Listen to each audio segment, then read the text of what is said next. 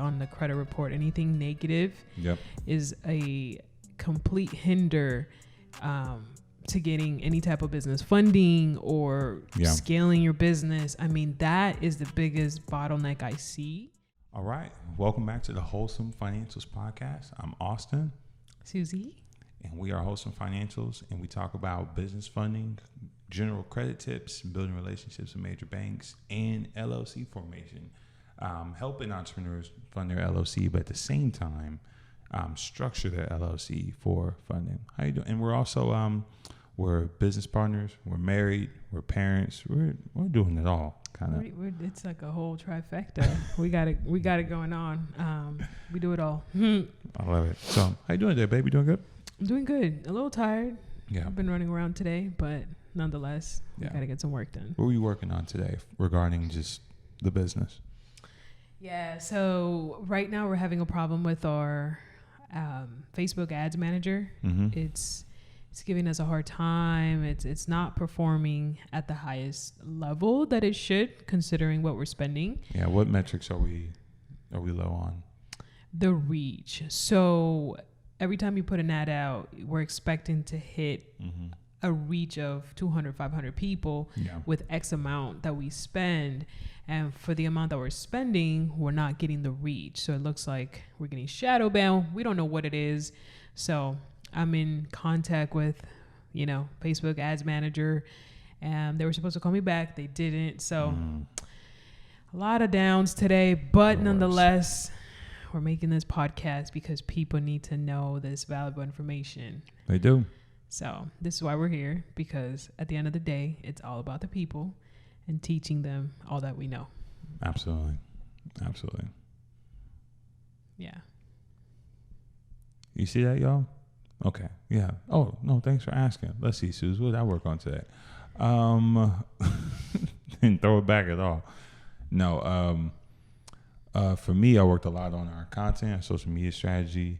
Yeah. Talking to editors. We got some editors in the Philippines, some editors in Pakistan. Great people found on Upwork, Fiverr. But a majority of it is our funnel, go high level, like using HeyFlow, but like our landing page and our funnels, trying to fine tune that so that we get that right customer. It's a perfect fit. That's definitely something I've been working on today. Man, like I feel like all night, because it's a beast. So kind of like, your job is to get them in the funnel, and my job is to make sure we weed out the right people through the funnel. Exactly. So it's a lot of testing, but we're going to figure it out. We are. So. All right, let's get into the topic for today. So what's this episode about? I want to really focus and talk about how to build a really strong credit profile, or what does a really strong credit profile actually look like? Yeah. I don't think it's talked about enough. So I want to just give it all. Sure. Talk about it. And not only that, I also want to tell people exactly what to do if their profile doesn't look like this. Yeah. What are some things that they can implement as of today? After listening to this, like, hey, I can actively apply what they taught me and get results. Yeah, I think a lot of people believe they have a strong credit profile just because they have a high credit score.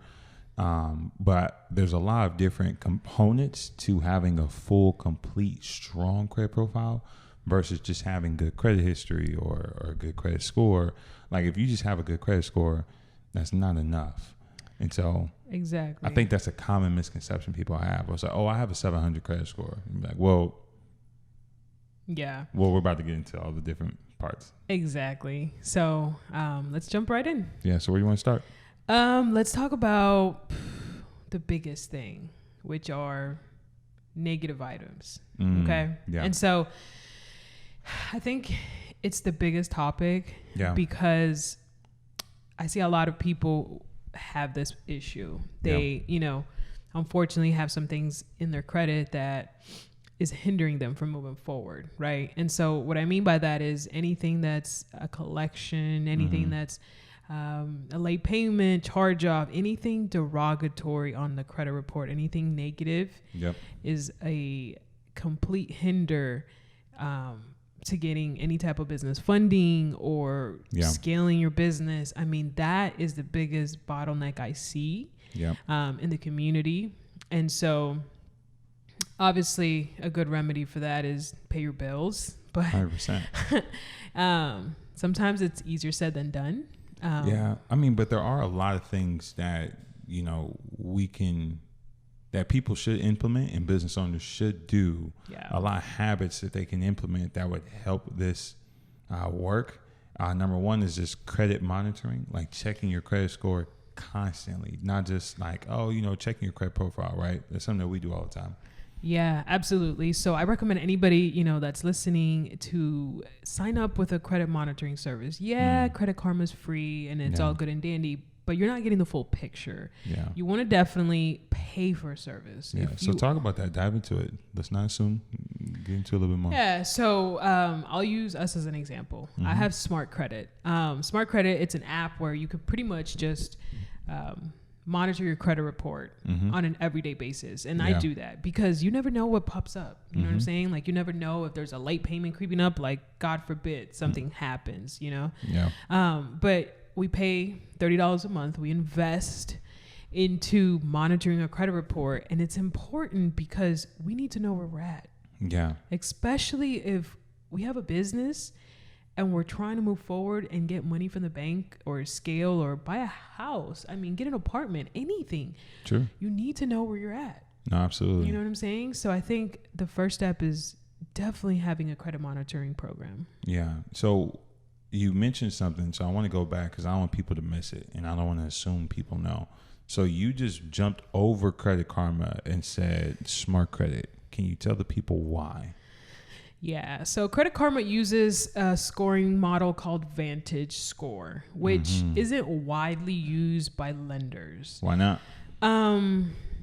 It doesn't give the full picture. It's always a lower or even sometimes higher credit score than what a true FICO score is. So if we are going to go to any type of lenders, we want to look at the credit score that they're looking at. Yes, which is a FICO. 100%. So Credit Karma is a good place for you to see like how many accounts you have and what's on there.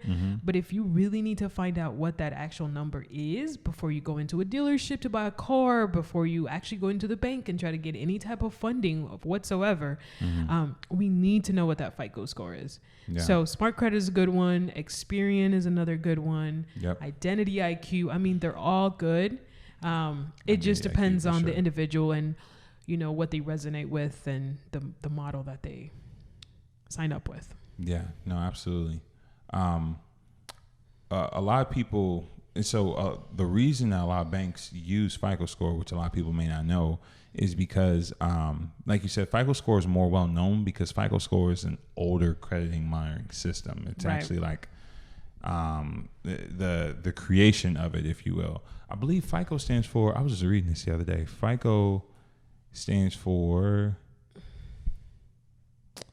there it is, Fair Isaac Corporation. The Fair Isaac Corporation. I knew that. Fair Isaac Corporation. But Vantage Score came out only in 2006. Like, Vantage Score is just a baby. Like, I'm older than the Vantage Score. Like, I'm 30. And so the Vantage Score came out the same year that Young Jock is Going Down came out. The Lil Jon, Snap Your Fingers. First of all, nobody wants to see me on 2006 trivia, okay? Especially like hip hop songs. But no, so Vantage Score is so young, and for that reason, I think a lot of banks are like, I mean, it's good, but I think over time, Vantage Score could be more prominent, but right now it's still just a baby. I think it's only 17 years or so. Don't make me do math right now. I think that's about 17 years. But it's so young. So that's a reason why banks use FICO score. So 100%. It's been around the longest. So obviously the banks want to go with what's more reliable and out longer. That makes sense. I actually didn't know that fun fact. Yep. Yeah, that's good. So when it comes to business funding, we get a lot of people ask us like, hey, can you help us get funding? And then the first question I ask is, do you have any negatives? Because based off of that question, I'm able to tell that client if we can help or not. Yeah. Or we can help right away. Yeah. Or we need to reroute them to do any type of credit repair. Right. And so I think a lot of people underestimate credit repair, you know, like sometimes that's what we need to do. You know what I'm saying? Like no one likes doing it, you know, but no one does it until they need it.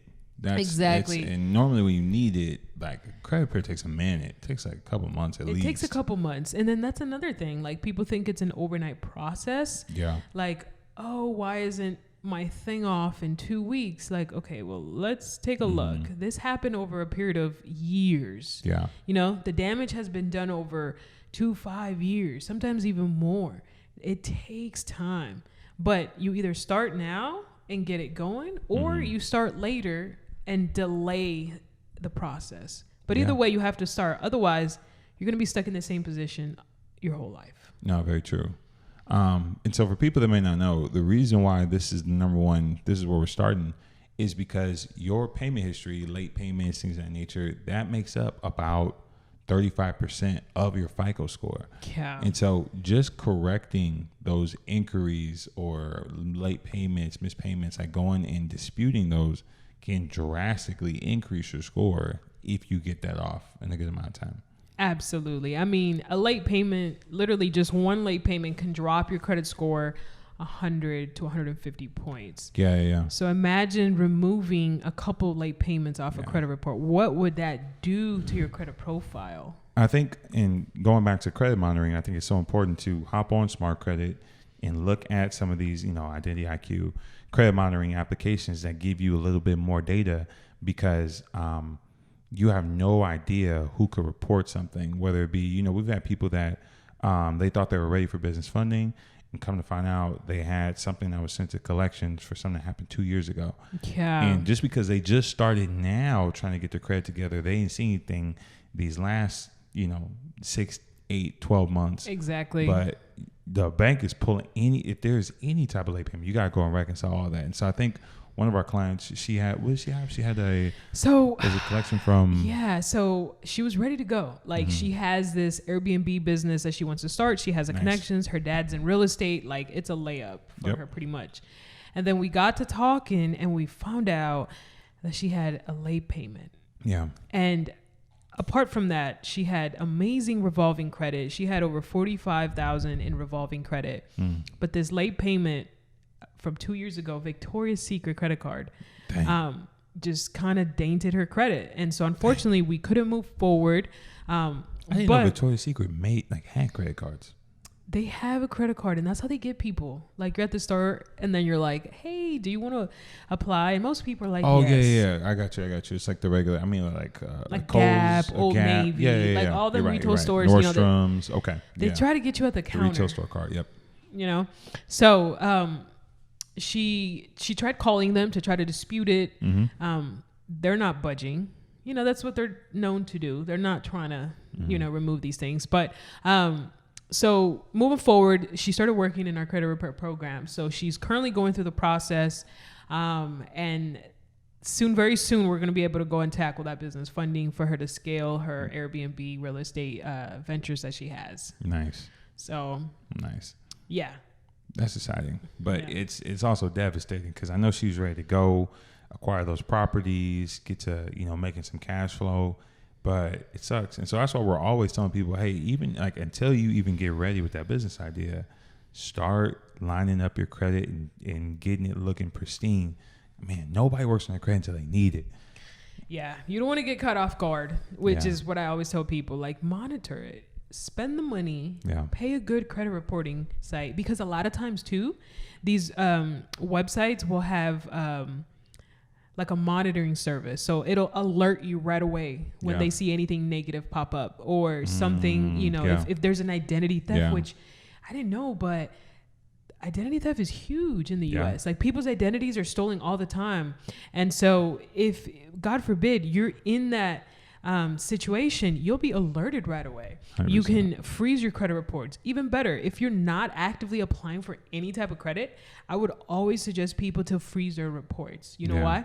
Because once the credit reports are frozen, even if your identity is stolen, they can't technically apply for anything using your social. Yeah. Because it won't go through. They'd have to call you to verify. So anyone watching, if you're not going to be using your credit for anything, if you're not applying for anything, go ahead and freeze that report. Yeah. That's, man, it's crazy. And once those people, like those, you know, cyber robbers, like when they come in, hackers. the scammers and hackers, when they come in, like after the damage is done, like even if you get everything back in order and you lock it back down, you still have to go through this long process, arduous process now of, shoot, okay, now I gotta get all this stuff back off. Like I gotta dispute, say it wasn't me. Exactly. And so that just sucks. It just sets you back. At the very least, it's inconvenient. Absolutely. So I think a really good, anybody who's, listening or watching, if they've been a victim of identity theft, there's a really good website. It's the Federal Trade Commission, so the FTC. So if you go on their website, you can actually file an FTC report claiming that you've been a victim of identity theft, and nice. You can list all the accounts that are fraudulent on your account, and within 14 days, they'll go under an investigation, and if they see a fit, they'll remove those. But again, only do that if, of course, you have been a victim. You don't want to get caught off guard and, get caught doing something you're not supposed to. But that is a hack. So anyone that's out there, ftc.com is where you need to go if you've been a victim of identity theft. So no, that's good. That's good. That's a hack. I love that. So your credit history is huge. It's huge. And moving from that, the next thing that I would see a lot, and I currently still do see a lot, is very low credit, revolving credit lines, pretty much. It's what that means in simple terms is how many credit cards do you have, and what is the limit of each card, right? So a good rule of thumb, if anyone, watching, listening, if you're looking to get any type of business funding, good rule of thumb is to have at least 15,000 of revolving credit. So meaning you have a credit card that has, 10,000, you have another credit card that has 5,000, you have maybe another one that has 10,000. Honestly, the more, the better. And so here's why. People always want to know why. Like, why is that a thing, right? And the reason for that is the fact that you can usually expect to get 3 times that amount for your business. So you can already estimate how much business funding your business can actually get. If you look at your revolving credit limits, multiply that number by 3. So if you're listening, go ahead and do that. Get all your credit limits, multiply that number by 3, and now you have an idea of how much money you can expect for your business. So sometimes, people come to me and they want business funding, but they only have one credit card and it's like 5,000. And then I have to explain to them like, hey, like 5,000 really isn't going to get you much for the business because these lenders don't trust you just yet. You haven't shown them that you have enough limits on your personal and you're using it correctly to know, wow, this person's actually going to use this business funding correctly. They don't have much data to go off of. You know what I'm saying? So like compared to someone who might have 80,000 of revolving credit, like that person has a lot of history. That person can show to the bank, I am responsible. I have a lot of credit limit on my personal. I can handle more on my business. But at the same time, it's important to note, like, you can't have too much credit available to you. Like, that is the thing. Like, if you have over, I would say 60,000 of available credit to you, if you go apply for more, the bank's going to look at you like, what are you doing? Like, how much what are you building? So what I've seen, honestly, I think the sweet number to be at is like around 80, 60 to 80. 80, I would say, is top. And so I actually fell in that category where I had more credit than I needed. So one of our credit unions gave us 50,000. And at the time, Navy 2 years, Fed. And so at the time, I was excited. I was like, oh my God, I'm getting 50,000. But then once I learned, I was like, I have too much revolving credit. And that was 50,000 on personal. On the personal. Not a business credit card. So, about 8 months ago, I had 112,000 revolving on the personal. So think about it. when you're going to the bank to get business funding, why would they give you more money when the bank can clearly see you have enough on the personal? Yeah. They're like, well, why don't you just use your personal? You have too much. Yeah. And so what I had to do, contrary to popular belief, I had to call some of these banks that gave me these limits and lower them. The limit, ask for a lower limit. And you know what? At first, it was like a controversial idea in my head because you're always hearing like, you need high limits. Mm-hmm. And yes and no. But if you're over that 100K mark, you have too much. Yeah. Especially if you have that much, you're most likely not using all of it. No, not even close. If you have good credit, you're not going over 30%, which tells me that all that credit limit is just sitting there. Yep. It just looks pretty, but you're not using it. Yeah. So I had to have that mindset shift to know like, okay, I can lower these limits, access more for our business, and be okay just spending business funding. I don't need all that on my personal. So I think that's something very important that people miss, and wanted to share that personal experience because I've been there and I've gone through that. Yeah, I think there's dumb debt and then there's strategic debt, right? You can just have credit to have it, or you're building your credit profile with an end game in mind. Yeah. And what we're referring to when we say like, you know, your revolving credit, we're referring to your personal side. Now, if you have high limits on the business side, well, kudos to you because like absolutely that doesn't report to your personal. So you can only have maybe, I don't know, 15, 20,000 in your personal, but maybe have 100,000 of credit line available from Mr. Chase.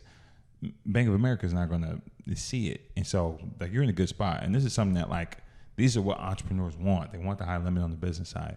But yeah, on the personal side, a lot of people are like, well, I have a 700 credit score. All right, cool. All right. Well, I have one credit card with $5,000 limit.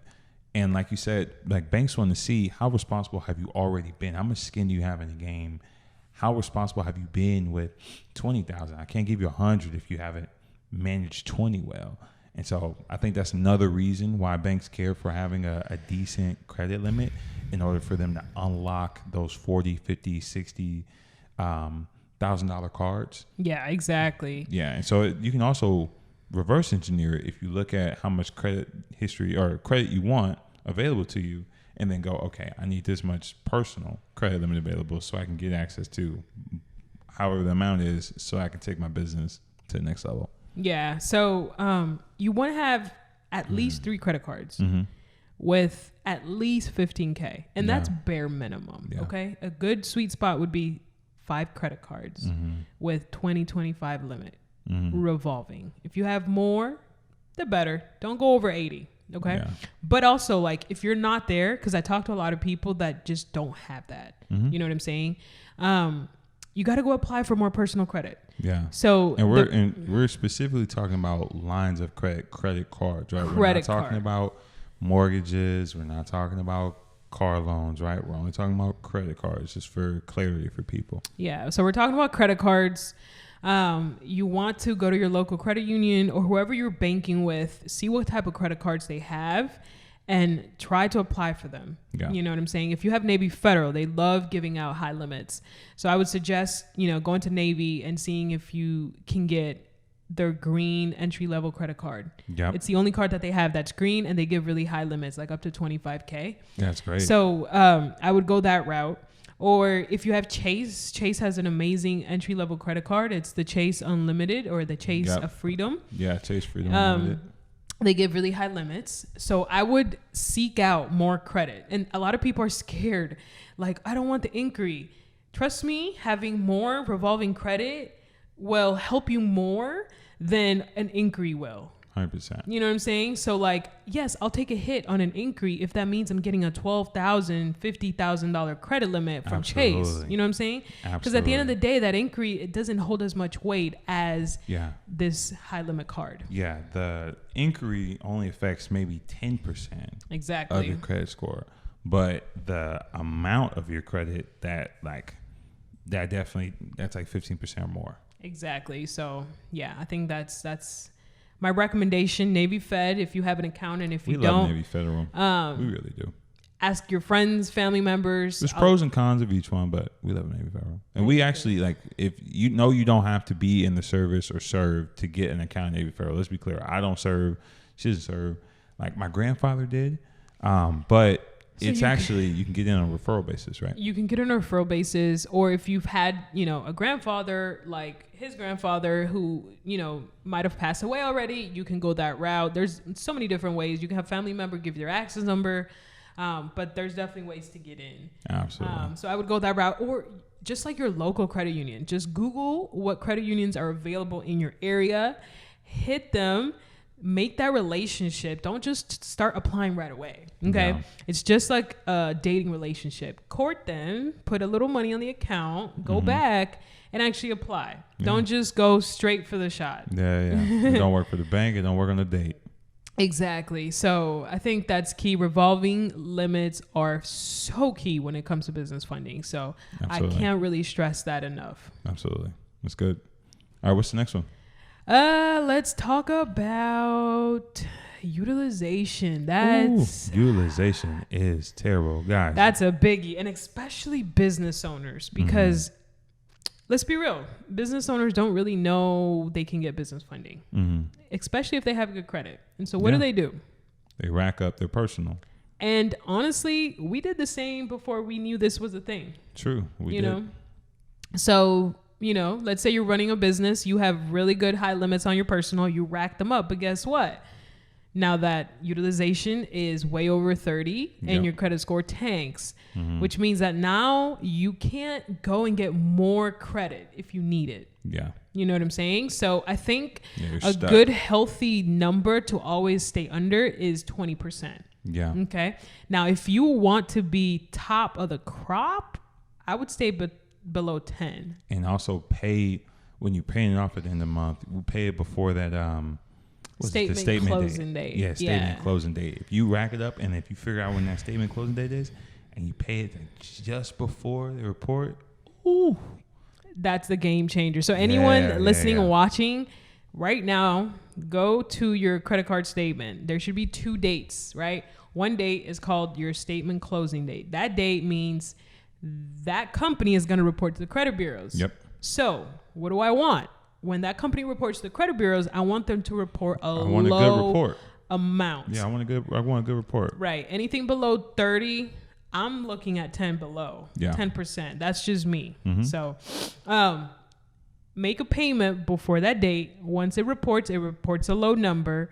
And worst case scenario, always have automatic payments on your payment due dates. 100%. So in case you forget to pay it, the automatic will always catch you. That's how you avoid late payments. Yeah. So paying your bills is only part of the battle. If you're trying to level up quickly, knowing how to pay that off and when to pay it off strategically is a game changer, because you can blow your score through the roof. 100%. So I think utilization gets people so much. So if you're looking for business funding and you've been doing your homework, but you have over 30% utilization, do not go to the bank to get any business funding, because I promise you will get denied. Or if you do get approved, you'll get a very low limit that you're like not going to be happy. Card, something like that. Yep. So my suggestion, anybody out there, is to call the credit card company, see if they want to do a credit limit increase, right? Because if they increase your limit, then your percentage will go down, right? But if they're not willing to do that for you, honestly, the best thing to do is to pay a big chunk. Whenever you get some money, just pay that thing down. Once you pay that stuff down, move everything to the business, start using the business credit, and don't touch your personal anymore. Yeah. We don't even touch our personal anymore. No, we don't. And 2 things of what you're referring to. Number one, a lot of people, if they do have high utilization, they're like, I don't want to throw down the 10 to 15 to 20,000 right now to pay it back down 30%. But I think people are missing out on the long-term investment that you get. Yeah, you have to pay down at 2025, but to get access to 100 to 200,000 at 0% interest for 12 to 18 months, and it doesn't report to your personal credit anymore, is worth you paying down the money you already spent, the 2025. And so that is a big rebuttal. When we actually get to that point where people realize, oh shoot, I have to pay down my utilization, people kind of freeze up because it's a cash flow issue, right? Like I don't want to give away all my reserves. But if you jump your credit score, if you jump your credit score by paying that down, you're in good standing. within a couple of weeks, you can go to the bank and get that 100K back, or that, not the 100K, you can get that 25K back, but in the sound to the tune of 100K for 0% for 12 to 18 months. And I think understanding the value of that switch is huge, because anytime people encounter change, the first thing they do is they think about what they're losing. Yeah. Anytime I say, hey, you know what, we're not going to go to this restaurant anymore, we're going to go to this one, the first thing you think about is, are all the good things that you no longer can get at that first restaurant. You don't think about all the great new menu items you're going to get at the new restaurant.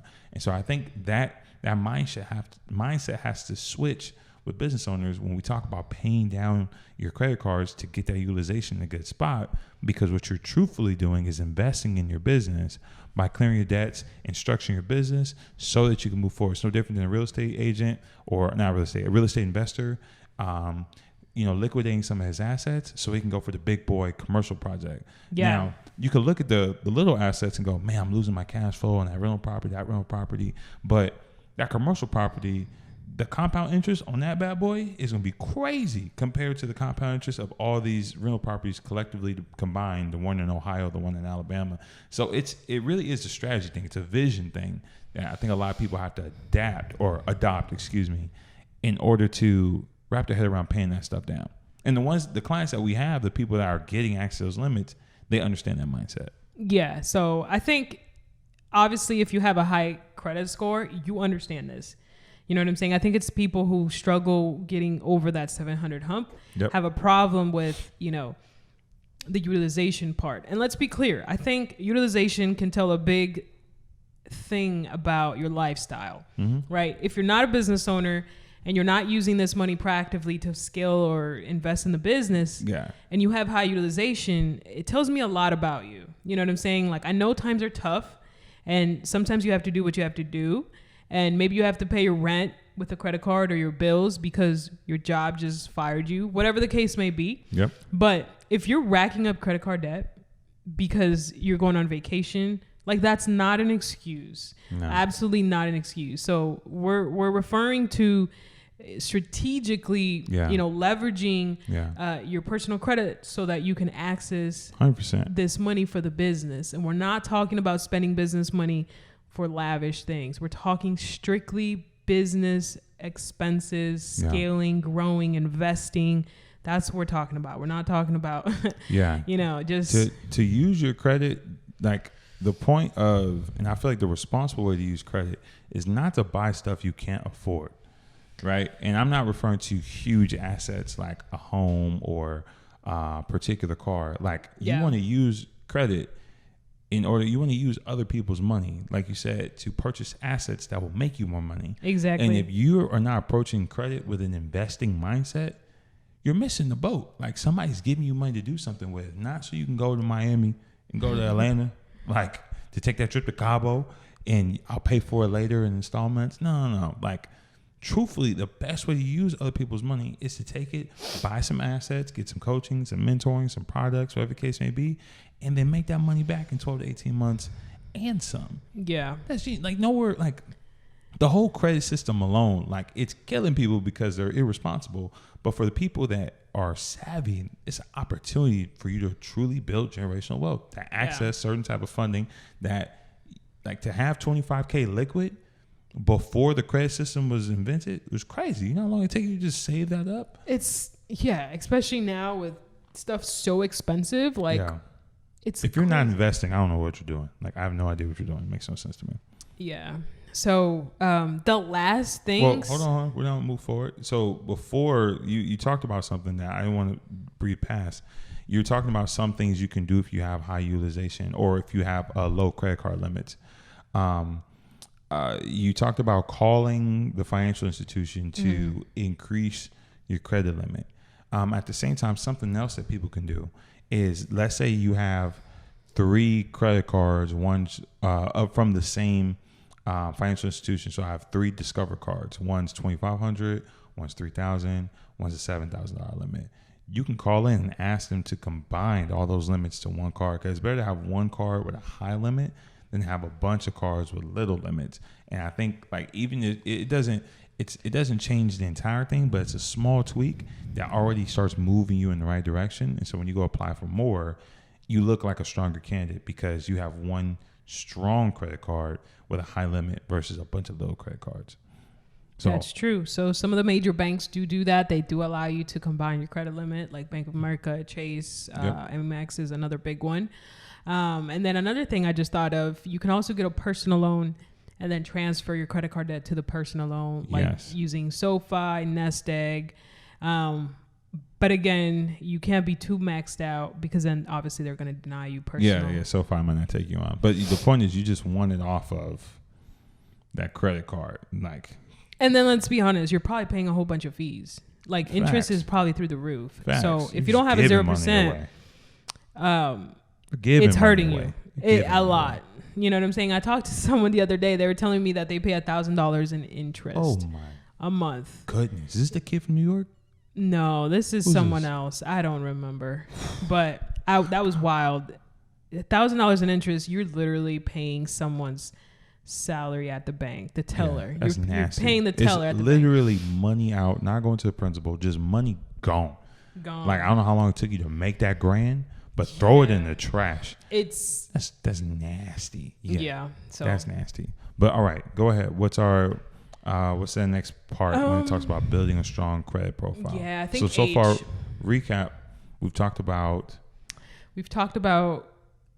negative items. Negative items. Have that. And if we do, we got to do credit repair. All right. And what else was the next thing we talked about? Credit utilization. Okay. So negative items, utilization, and now credit age. Credit age. So a stronger profile has a lot of age. Mm-hmm. So your grandmother, right? Yep. She has over 10 years of credit age. Yeah. Granted, she's lived longer. She's had a home. She's had plenty of cars in her lifetime. So her credit is very strong as far as age goes.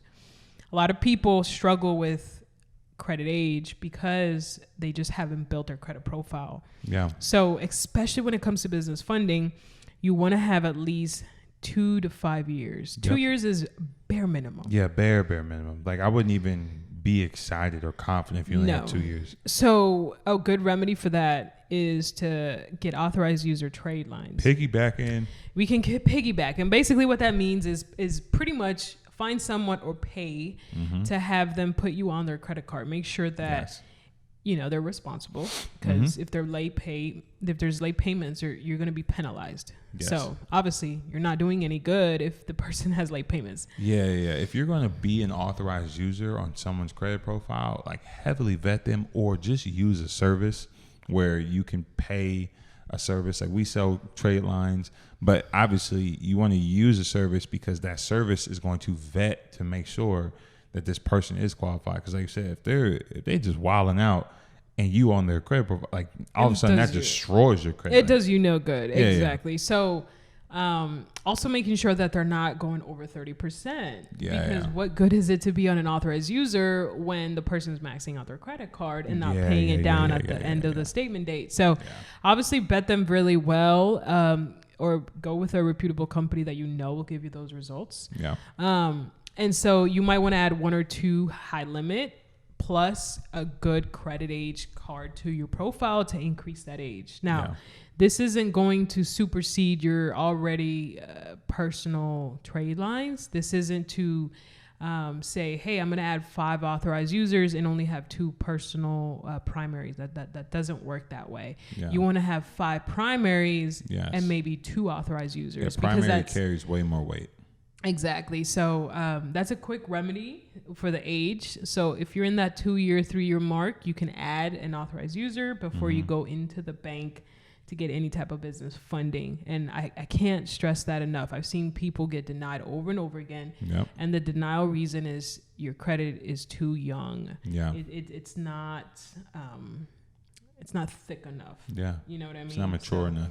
Because think about it. You're going to the bank, you're asking for $100,000. Like, everyone wants 100,000. I don't know what it is, but 100,000 is that magic number. That's the number, yeah. Just like everybody, like, they want to be a millionaire. I'm like, I'll be okay with a 500,000 there. But so, why would a bank give you 100,000 when your credit is 10 months? Yeah, you haven't shown them. That's like giving a gun to a baby. Like, well, I'm not giving you all that. You can just, like, how do I know you're going to do right by that type of money? So the bank's going to look at you crazy. Yeah. Like 100%. 10-month-old. Like, what are we going to do with this profile? And that's what you got to look at. Like, how old, like, if your credit profile, like, look at it like human years. If it's 10 months old, like, you shouldn't be driving, operating machinery. You can't even, like, clean yourself. Yeah. So, like, good rule of 2.5, thumb. like, yeah.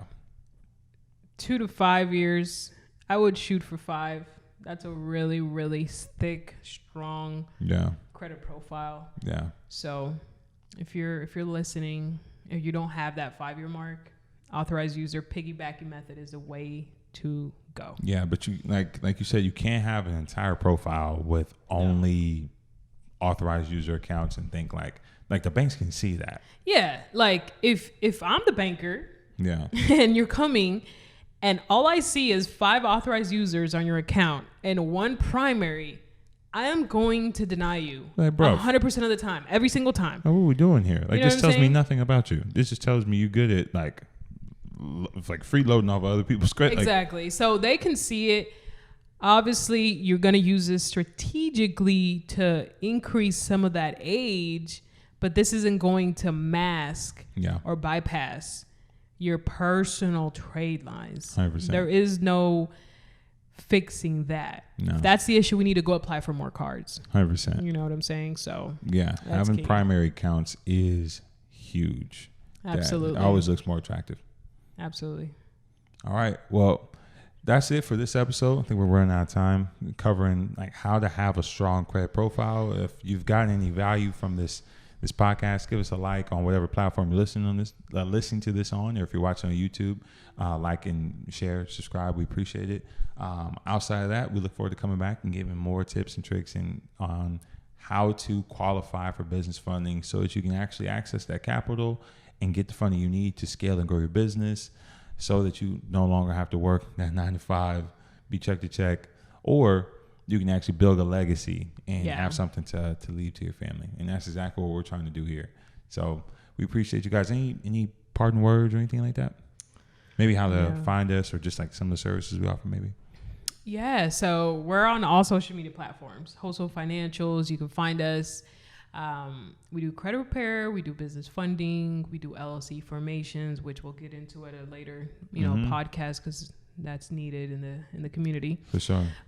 So if they want to reach out to us, they can leave us a message. They can, send us a message on any of the platforms, TikTok, social media. But wait, really quick before you go, just so you know, when it comes to business funding, we're very, very selective. Like, we're talking about how to have a strong credit profile, but we can't guarantee funding unless you have the strong credit profile. And so if you feel like, hey, I'm good to go, or I'm just maybe 1 or 2 things off, definitely reach out to us, because we can work together and really build something.